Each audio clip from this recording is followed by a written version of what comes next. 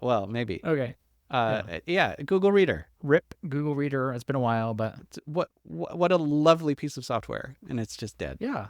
So, but Dead. then I recently subscribed to Readwise to get Reader specifically, and then the Readwise actual original product is also cool, Oh which yeah, I you've been love that. telling me for years now, and I finally came around. That's good. I shouldn't have enough influence over anyone to just make I made a have list. them I try made a out list whatever. once of like all of the tools that I have started using because of Tyler. It's quite a long Oh list. dear. Well, I hope some of them have made your life a little better.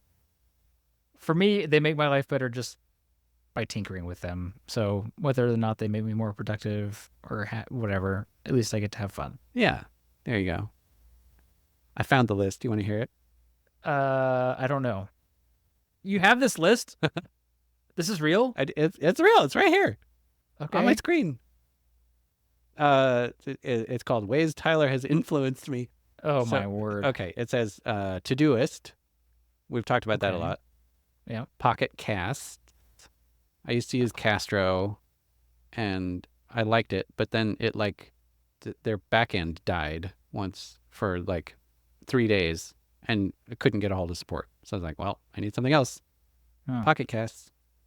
Deliveries, which is like a package tracking app on the iPhone. Day One, Notion, YNAB, sort of. I was using it before I met you, but we both love it and talk about it all the time. So. That it got a little intense after that. Yeah. That's And now I need to put Readwise on here. oh my goodness. And then at the end of the list, besides all the other tech he's told me about that I haven't tried yet, such as Superhuman and Arc. Wow. I don't know what to say. I'm blushing. And not necessarily in a good way. I don't know. Well, That's some of this interesting. might be relevant to our topic today. Should we jump in? Yes, let's.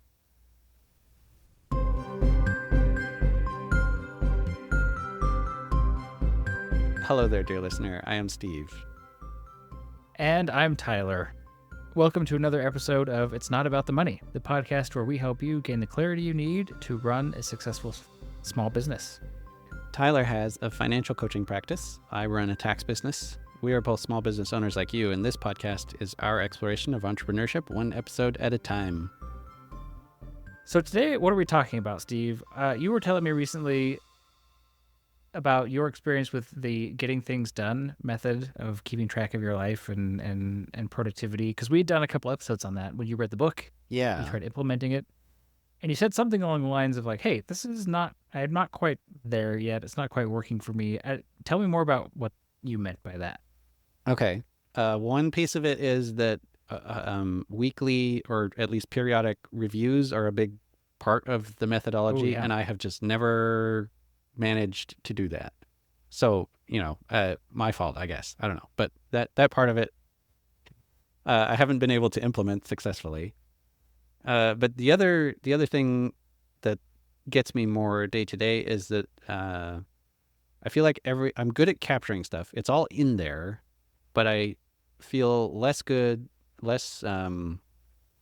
successful at actually getting the things done. So maybe that's the indictment right there. Yeah. But like it's all in there, but I don't feel like I have a good system for ensuring that the stuff will actually get done when it needs to get done. And so some of the open loops are still living in my head instead of being able to be in the system. So I'm missing that benefit. That's interesting. So it sounds like you've got the capture part of getting things done going pretty well. Yeah, that part's great. And it's interesting because so capturing and the weekly review, I would say, are probably like the 80-20 rule of GTD, meaning you could just do those two things and probably get 80% of the benefit, in my opinion. Okay. So if you're missing one of those two, you're whatever. That's a big chunk. It would not surprise me if it, were hard to keep up. But I don't care. I have to involve yourself with GTD is to suffer in this way. Meaning, I think it's a beautiful idea. It's a beautiful framework, but actually it requires a bit of maintenance. And honestly, I would be lying if I said mine was always up and running. Yeah, fair enough. All the time. So yeah. So, but it sounds like a useful first action right now would be start doing weekly reviews, because I'll get more value out of the system that has already been built. If you wanted Like to. that might If you get wanted me to keep pursuing this, yeah. part of the way. Because like at the very least, it doesn't matter if you're doing full GTD or just using GTD type principles in your own custom system or whatever. Just doing a weekly review is what's going to help make sure that you get the things done that need to get done on time. Mm-hmm. Basically, Yeah, that makes sense. Yeah. Because it's basically just a weekly planning session, right? Where you're kind of taking stock. Right, because I have had several sessions of like I just went through the someday maybe list or the actions list, and have crossed off like 20 things. Like, oh, that got done a month ago, or this doesn't matter anymore because the deadline's passed, or like I don't care about this thing anymore, and so just check them all off. But like if I was doing that more regularly, it would be more useful. Yeah. So not to be like a terrible coach or anything, but I would say to someone in your situation, if I had like 10 seconds to answer that concern, I'd just be like, oh, do a weekly review and, take an aspirin and call me in the morning kind of thing. Like try to get that weekly review going and just see, because the rest of it doesn't even matter. Like getting things in the right context and the right list, like those are all just like nice to haves, really. Yeah. Compared to just kind of doing a weekly audit basically of everything on your plate. But okay. Not to minimize your challenge. I totally agree, and I recognize that the problem, the call is coming from inside the house. Well, to be honest with you, Steve, I have been having my own parting of ways with GTD proper recently. And shock, dismay. Yeah, it's not the first time, but true. Well, okay. No, tell me more. But I think, well, I'm curious if this resonates with you. So one of the things, we talked about this back when we were doing the episode about you reading the book and implementing the system in the first place. One of the things I've been thinking a lot about constantly is this concept of context, which really became ambiguous to me once I started being a remote employee for my day job. Yeah. Because context, as described in GTD, they could be any mode of working essentially, but the examples that are often given are like, at my computer, in the office, on my phone, running errands, etc. Right. And working from home, it's like I only have one context anymore. And so what's the point of having, it's like I'm sitting at my computer looking at my computer context. The only time I'm leaving is if I go make a sandwich. Like you know what I mean? Right. And if I need to have a home context, like to do chores around the home or whatever, like guess what? I'm already there. I don't know. This really kind of messed with me for a long time. Yeah, that makes sense. But looking at your computer context, if really everything that gets done on a computer is in that list, you're not in the mental space to do any of those things necessarily, because you might be, it's business hours. I'm doing day job stuff right now. So I really don't want to see all of the personal needs to get done on a computer tasks. Yes. Okay. Yes. Makes sense. And so I used to have kind of a matrix, actually. So I divided things along one axis between my work and personal and business. So like those three, areas, basically, right? And then the other axis would have been computer, phone, errands, Because like in theory, I could be in a mode where I'm working at my day job and I need to do things on my computer or email. Basically, those like two contexts that applied to that. Or like calls, right?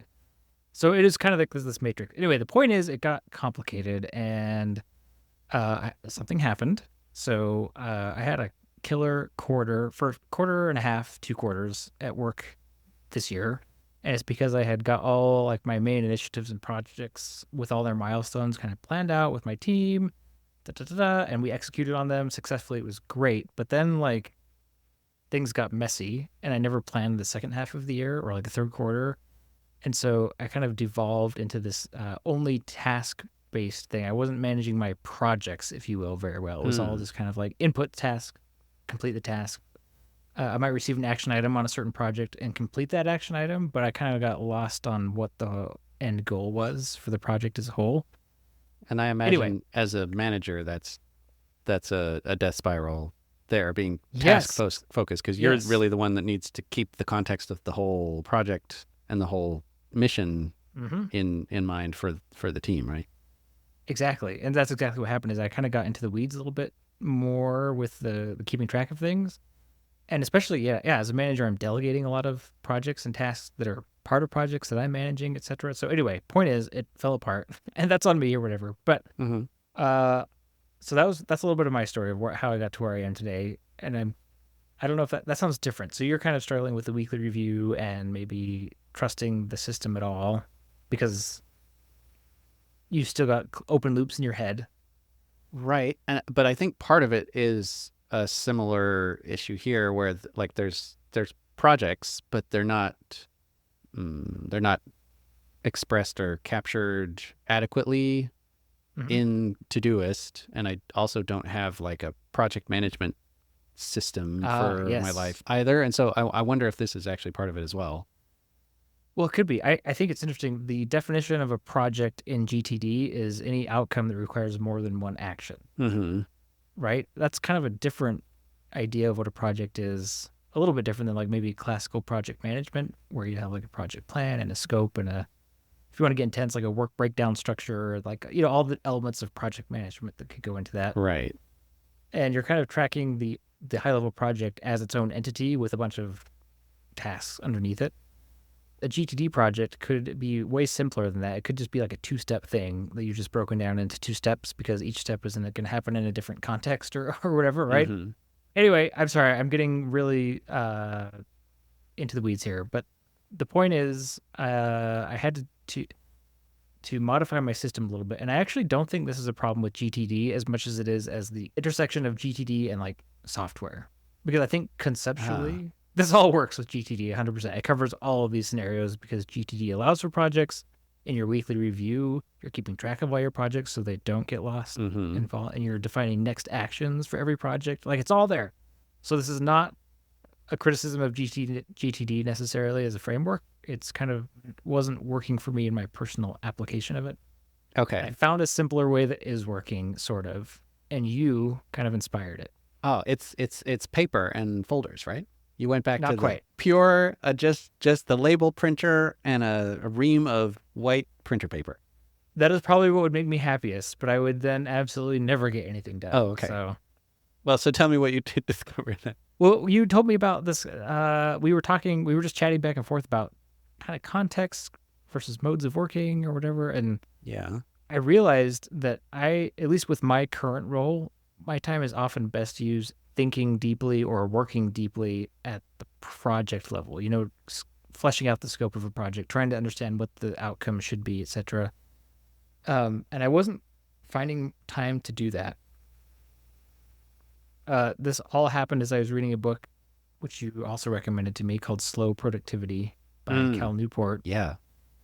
So I can't even remember which ideas came from you or the book or like my own observations at this point. But basically, what I landed on is I'm going to get away from the traditional GTD concept of context being like a place or a technology or whatever, a mode of working. And I'm just going to say, I'm going to chunk my time into time that I'm working at my job, time that I'm working on my business, and time that I'm working on personal stuff. Mm-hmm. And then instead of letting my lists drive what I do during that time, I'm going to let my project list drive how I prioritize what I work on during that time. I don't know if that actually made sense. It does, but maybe because you had sent me a video of somebody explaining this, and he uses like Evernote and Todoist to do it. But like Todoist, I think just has the like, if you're in this time block or this mode, work on this project, and then Oh, yeah, yeah. the Yeah. actual details of the project are in Evernote or a notebook or whatever. Anywhere else, really, that Yeah, you yeah. like. Yeah. But like Todoist Yes. is not real great at the like long-lived keeping the details of a project around. It's really Yeah. good for like these are the things that need to get done, It's a task it's manager. a task manager. You check them off and Yeah. then they're gone. Yeah. But for to manage a project, you need some sense of the history and like uh, Status and all the of. status and the design, the goal, the all of that kind of Yep. stuff that lives for the entire length of the project. Yep. And this is exactly why I don't think that the problem that I'm experiencing is a GTD problem. It's a GTD meets Todoist problem because Okay. I'm trying to do the all of GTD in a a task manager. Yeah. GTD allows for Okay. project resources, right? That's where the filing cabinet comes in with either the Right. paper or the Oh yeah. digital Yeah. Yeah. files, right? You're supposed to associate those with your projects. It's kind of like a permanent home for everything related to the Uh-huh. project. Todoist, you can hack it. There's comments. You can attach files to tasks, but to your point, you complete the task and it's gone, right? Into Right. the history or whatever. It leaves the interface. Anyway, so I'm sorry. I am being a little bit of a apologist for GTD because I love it and it is the best, and I will never cheat on it completely. But it's kind of a tool meets method kind of mismatch for me All right. currently. So what I've ended up doing is kind of a long story short. I basically have my projects listed out separately from my tasks. That's it. That's all I did. In Todoist? Actually, yes. So in Okay. Todoist, I do my personal projects. Like it's just a Kanban board, right? Of like not started, in progress Oh, yeah. delegated, Yeah, yeah, yeah. paused, blocked, whatever. Like it's just high level. It's a Kanban board.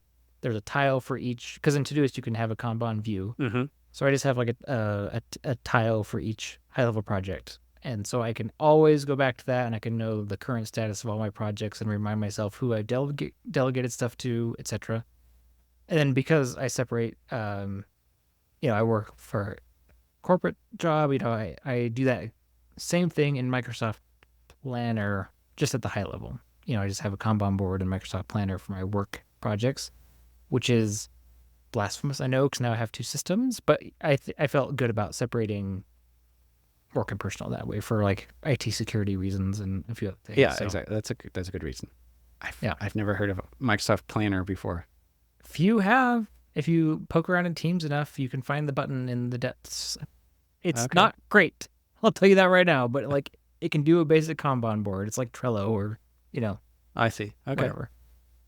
So wait, that's it. That's it. That was a long-winded way of saying I basically separated out my project list from my task list. And then when I go into day job work mode, which is most of my day in like the working hours, right? I start, instead of with my task list, I'll start with my project list and make sure that all my projects are moving forward. Mm-hmm.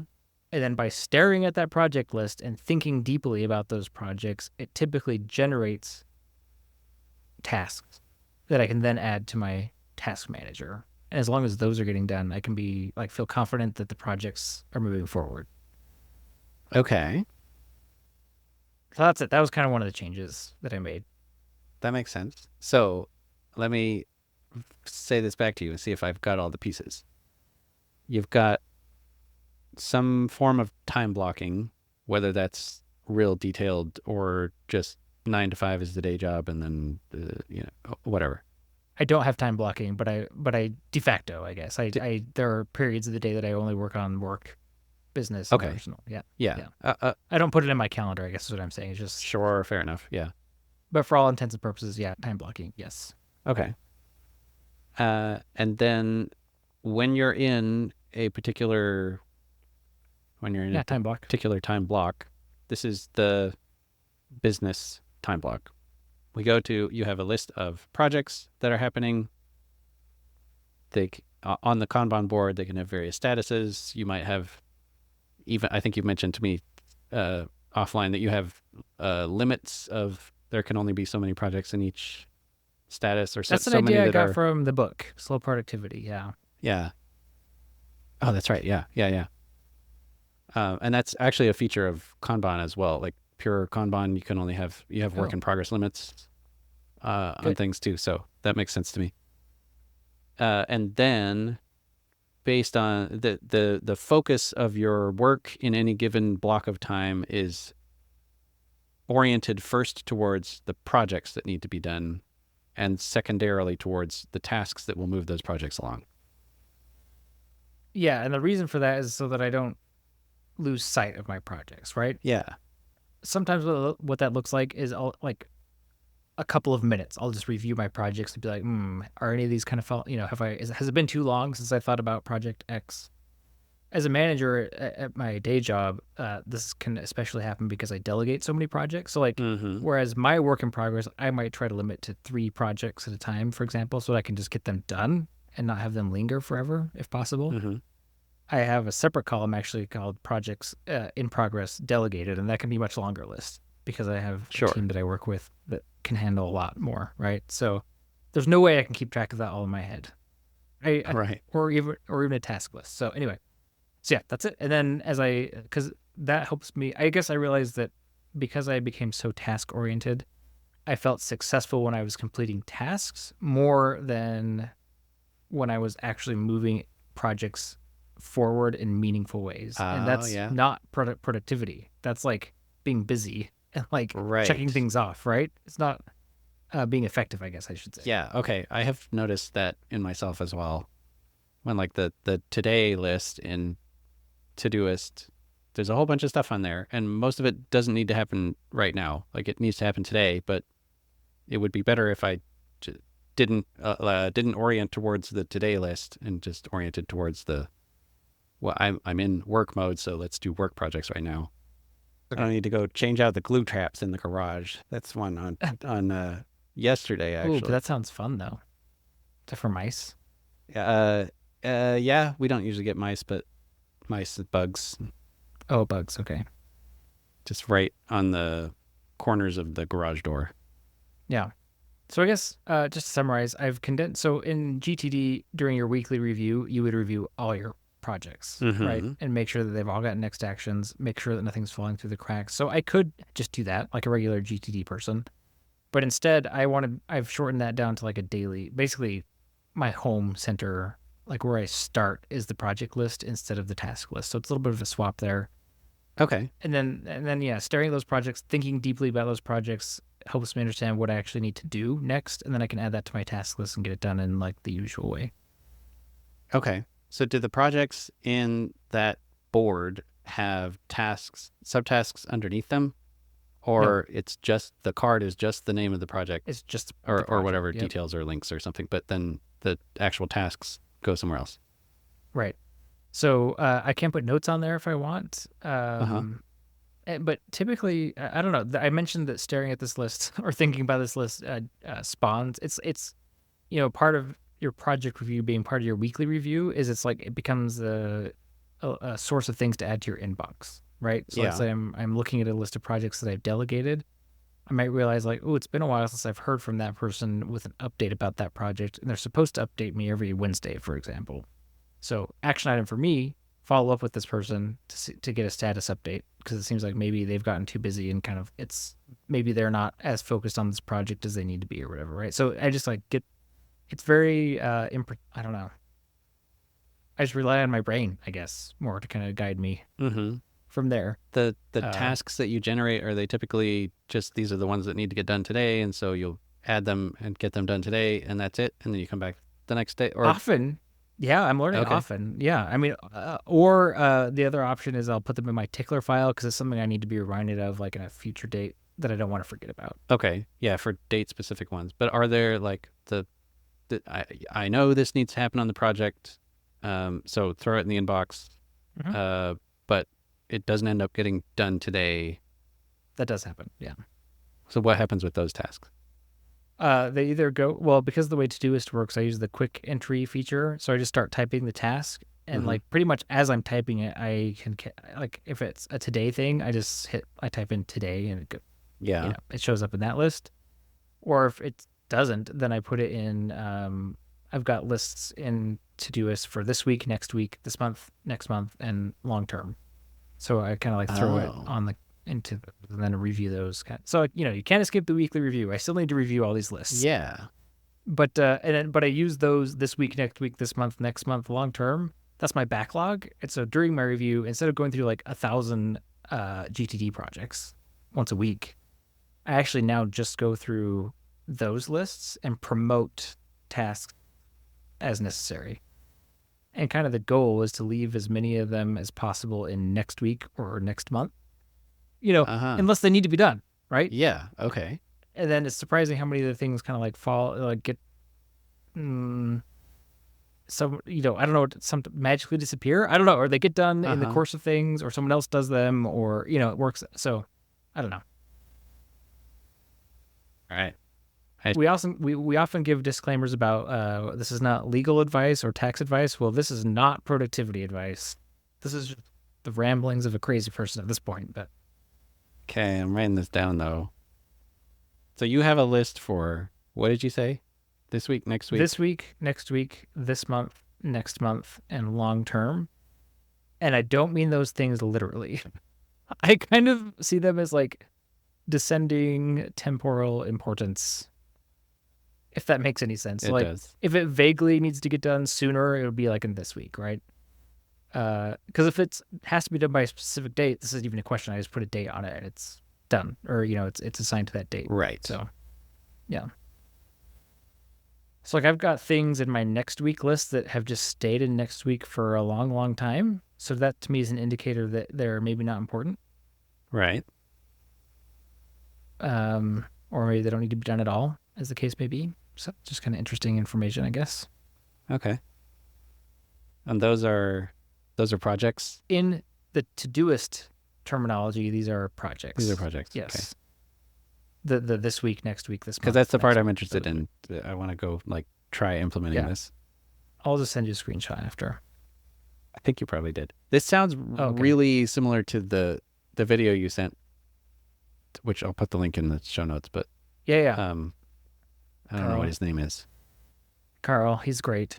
Yeah, Carl Poulin, I think is how you say his last name. But okay, he's made videos about Todoist and Evernote since forever, and he's like a well-known character in that space.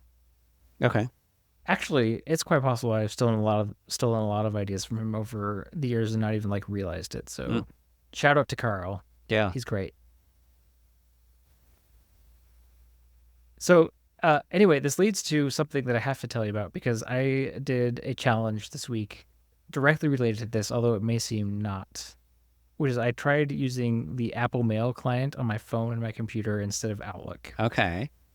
And I was very reticent to do this, but you told me you use it, and I'm like, well, if it's good enough for Steve, it must be amazing, basically. So now here, add this to the list of things that I've tried because of you. I just remember trying in the past. I had some very picky things that made it not work for me. Like, for example, like depending on the account that you're using within the client, like swiping different directions on a message would either archive it or delete it. I would love to understand the logic behind that. I never will, though. I choose not to understand.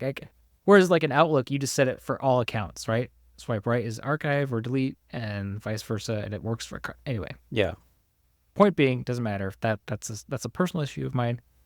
Anyway, so I'm trying it out, and I'm like, okay, it's clean, it's fast. There's a lot to like here. It's kind of simple, it's straightforward. It has some nice features, but then Steve, I figured out that it connects to the feature in iOS and macOS now called focus modes. Yeah.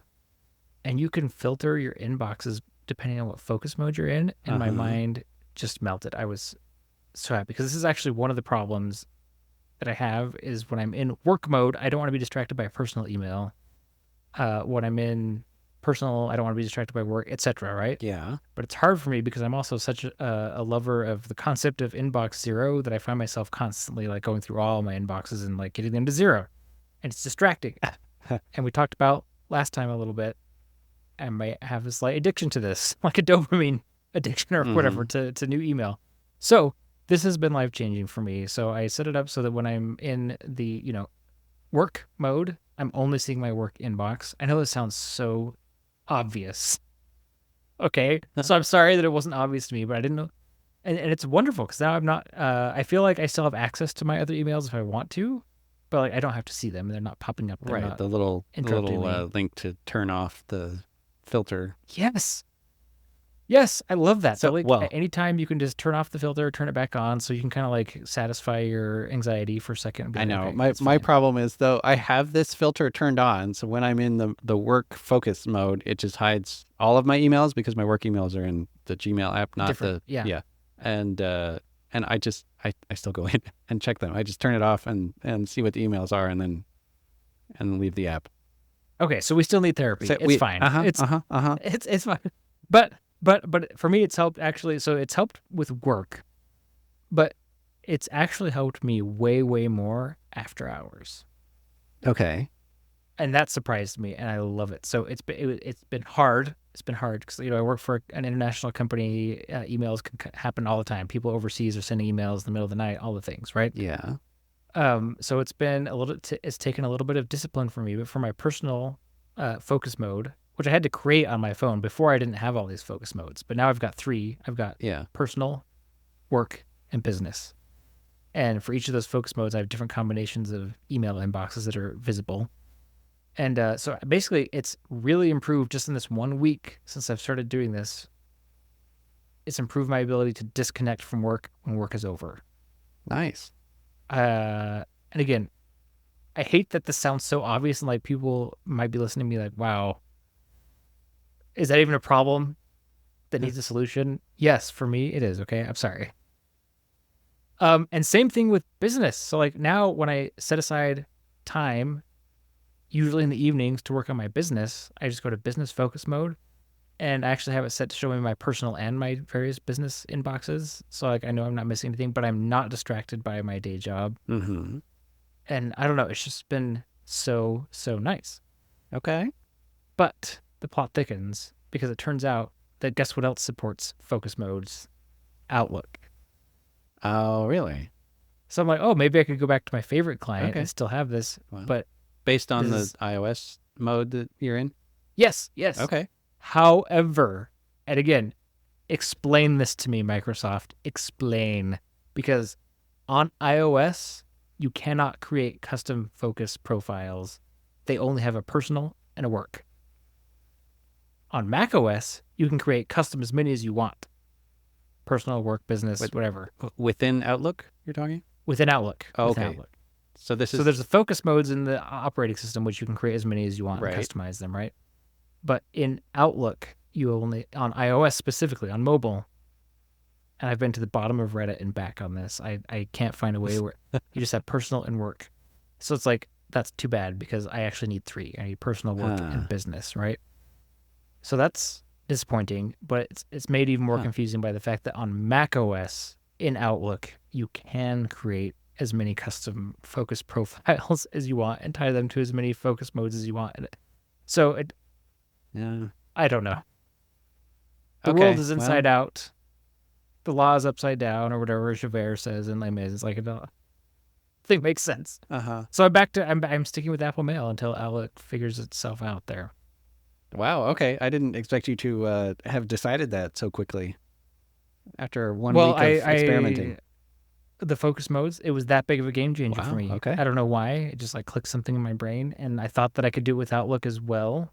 So while we're talking about focus modes, have you played around with different home screen arrangements per focus mode? Yes. Because I did this recently, and it was very nice. So did it make a difference for you? My work focus mode, I just took off like a bunch of the apps that I tend to just like poke into and see, is there anything new in here? Or what about this one? And like I don't need to be looking at these all the time. I already have a routine for checking these things. It doesn't need to happen all during the day as well. So I just they're not on the home screen. Obviously, I can still get to them with the search if I need them, but the fact that the icons are not in my face every time I open the phone is very helpful. That's lovely. Yeah, I gotta be honest with you. Focus modes, it's a lot of configuring. It is a lot of configuring. Perhaps way more. And like, if I feel that as someone who basically gets a high from configuring software, that I don't know how many like people who don't care like actually are using these things. But it took me a while to find a configuration that I liked. But I did it. So I have focus mode, those three, right? Day job, business, and personal focus modes.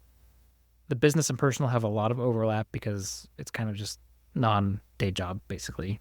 But I do filter the business stuff out of the personal. And yeah, the home screen for work only has the work apps, and that's helped a lot. And Todoist and a calendar. Well, lovely. That's probably a good place to call it for today. Thanks, Tyler. And thanks everybody for listening. We'll see you again on another episode of It's Not About the Money.